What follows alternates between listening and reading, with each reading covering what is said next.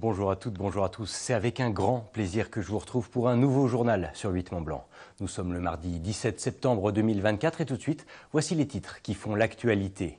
Nous débuterons cette édition à Annecy où l'historique caserne de pompiers située place des Romains devrait enfin bénéficier d'une restauration complète.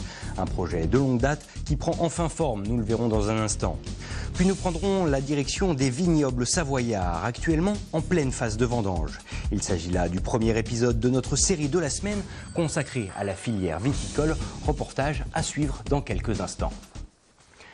Mais on débute donc avec ce projet attendu depuis près de 20 ans sur le territoire. La reconstruction du centre d'incendie et de secours d'Annecy a été présentée ce mardi. Un tout nouveau visage pour la caserne des Romains dont les locaux n'étaient plus du tout adaptés. Une cure de jouvence indispensable pour cette caserne qui représente à elle seule 15% des interventions du département de la Haute-Savoie. Kezia Poudou nous en dit davantage avec ce reportage. Vétuste et obsolète, le centre d'incendie et de secours d'Annecy devrait laisser place en 2028 à un bâtiment plus moderne et adapté.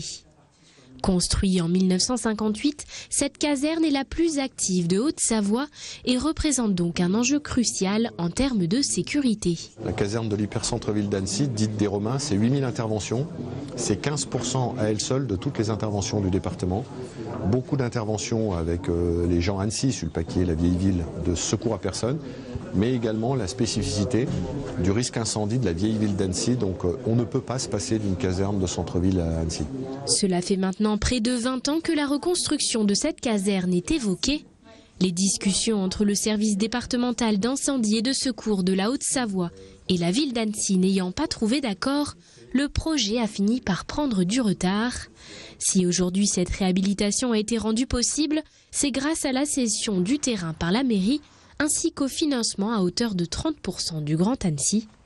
Au total, le coût des travaux s'élève à 24 millions d'euros, un investissement conséquent qui devrait profiter aux 130 pompiers de cette caserne. La caserne, depuis 1970, elle est dans son jus, comme on dit, et elle commence vraiment à vieillir. Donc effectivement, il était grand temps pour les pompiers d'avoir des locaux qui ressemblent à des locaux dignes de 2025-2028, comme il a été donné. Mais effectivement, là, aujourd'hui, malgré tout, on fait 8200 interventions par an, on fait. Mais voilà, le bâtiment est vétuste, il est vieux, il ne répond plus à ce qu'on attend aujourd'hui d'un bâtiment. Idéalement situé en plein cœur d'Annecy, ce centre d'incendie et de secours représente un double enjeu pour le cabinet d'architectes qui doit à la fois répondre à une demande fonctionnelle des professionnels tout en mettant en valeur la caserne historique. On avait à cœur de conserver ce bâtiment et ça a été tout le travail de mêler l'ancien et le nouveau pour à la fois offrir un lieu adapté et conforme aux attentes d'une caserne du XXIe siècle, tout en essayant de mêler à la fois par des surélévations et des extensions, une intervention et une écriture contemporaine et la conservation et la mise en valeur d'un patrimoine qui était pour nous qualitatif et qui méritait d'être conservé.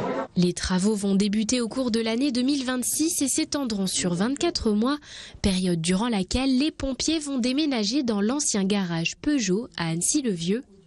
En plus de la caserne, 17 logements vont également être construits sur ce site, représentant 7 millions d'euros supplémentaires. Ces locations seront réservées aux sapeurs-pompiers et ont pour objectif de faciliter leur recrutement. Le saviez-vous, la date du 17 septembre a été désignée par l'Organisation mondiale de la santé comme la journée mondiale de la sécurité des patients. Pour l'occasion, le centre hospitalier Métropole Savoie, basé à Chambéry, a mis en place une journée de sensibilisation autour de deux thématiques, l'identité des patients dans le parcours de soins et la prise en charge médicamenteuse. Toutes les précisions dans ce reportage réalisé par Fanny Savard. Connaissez-vous l'identitovigilance ? Pas du tout. Alors non, pas de nom. Pas du tout. C'est un terme qui peut sembler compliqué mais auquel nous sommes tous familiers lors d'un parcours de soins, le fait de devoir décliner son identité régulièrement. Si on recueille votre identité avec ou sans trait d'union, avec un L, avec deux L, etc., eh bien ça peut tout changer sur votre dossier patient. Car si on recueille votre identité de façon erronée, ça va créer un autre dossier patient. Il pourra y avoir un doublon de dossier. En contrôlant souvent l'identité des patients, le personnel hospitalier s'assure ainsi de donner le bon traitement aux bons patients. Ce concept essentiel est au cœur de la semaine de la sécurité des patients organisée au CHMS de Chambéry. L'autre thème phare cette année concerne la prise en charge médicamenteuse.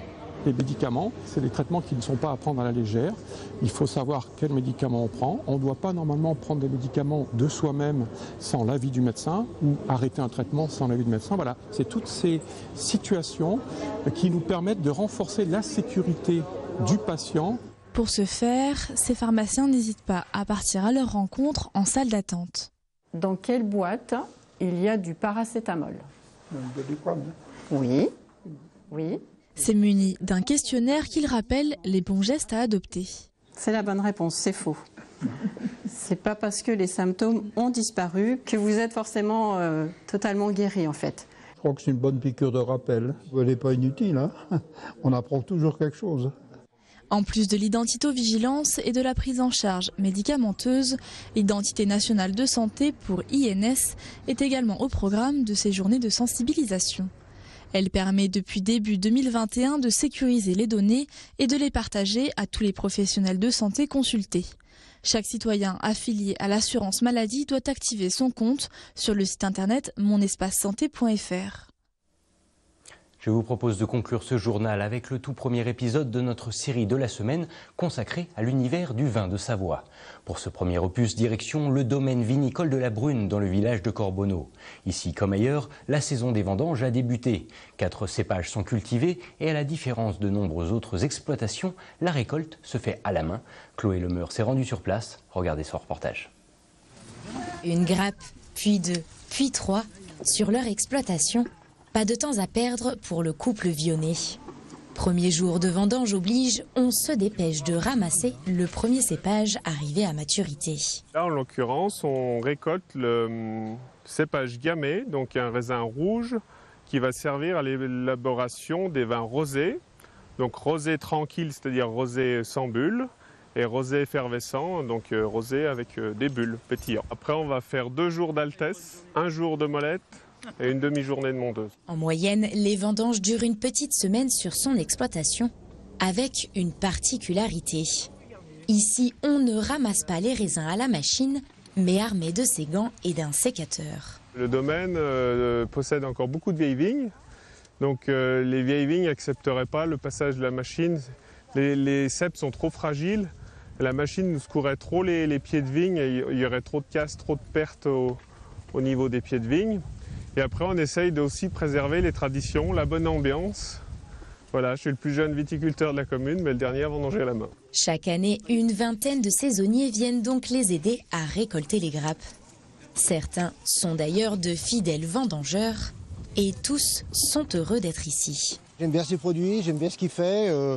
Ça correspond à l'idée que je me fais de la viticulture. C'est convivial, voilà. Les vendanges, ça a toujours été convivial.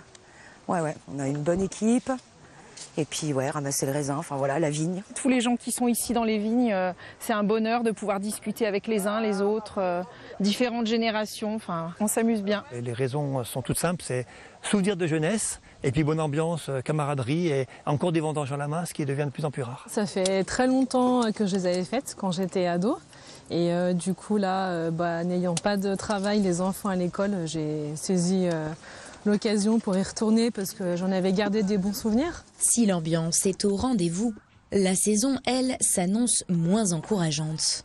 En raison d'une météo défavorable ces derniers mois, les gérants tablent sur une récolte de 30 tonnes de raisins, soit une perte de 50% sur les 7 hectares de vignes. Voilà ce qui conclut ce journal de la rédaction. Merci à tous de votre attention et de votre assiduité à l'information sur 8 Mont-Blanc. Dans un instant, Thierry Paul me prend la suite avec son bulletin météo. Et quant au retour des news sur notre antenne, c'est prévu demain mercredi à partir de 18 h. En attendant, je vous souhaite une belle soirée avec nos programmes. À bientôt.